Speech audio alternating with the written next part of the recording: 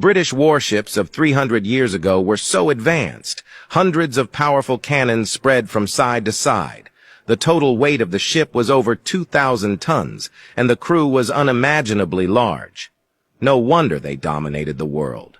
Let's take a look at the cargo hold at the bottom, where hundreds of tons of water, cookies, beef, butter, etc. are stored.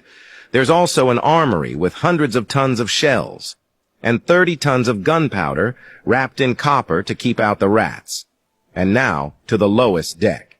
We can see that there are grills on every deck of the ship for ventilation and transfer of goods, and a large area in the middle of the deck is used to hang hammocks for sleeping. There are also 2 ammo storage rooms on this level.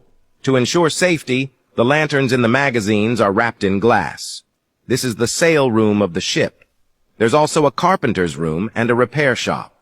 At the front is the weapons room, where all the long and short guns are placed.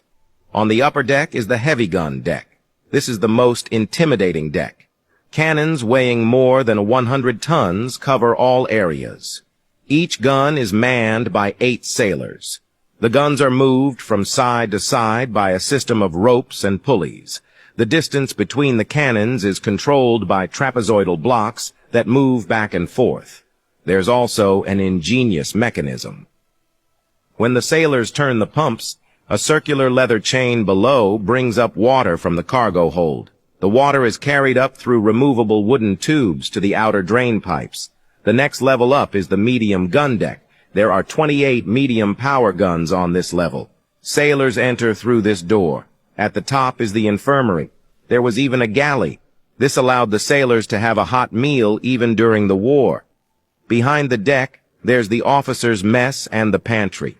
The walls were designed to be collapsible to make room for the cannons in case of war. On the upper deck were the less powerful batteries. At the very front, there's an open-air latrine. In the back, there's a laundry room. In the center is the ventilation window for the kitchen below. And in a box next to it, rifles and pistols. At the stern is the admiral's dining area and quarters. There's a lot of space. There's even a toilet in the corner. The top deck is the captain's quarters. The captain's lounge is very luxurious and also has a private toilet. This is the captain's secretary's room, and opposite is the captain's cabin. The rudder is in the center, connected to the structure below by a rope. A metal ring on the stem transmits the rope to the tensioning devices on both sides. The steering wheel on top of the rudder is controlled by this ingenious structure, which turns the stem from side to side, thus determining the direction of the rudder blades. Next to the rudder are 2 compasses and a lantern in the center, a row of buckets on the top to extinguish fires. There were 6 cannons on both sides. On the middle deck are boats of all sizes.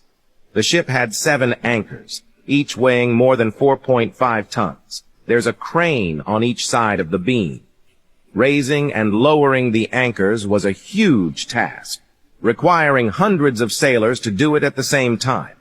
The sails are even more complicated. The ropes alone make one's head spin. But Britain became the empire of the sunset with these ships.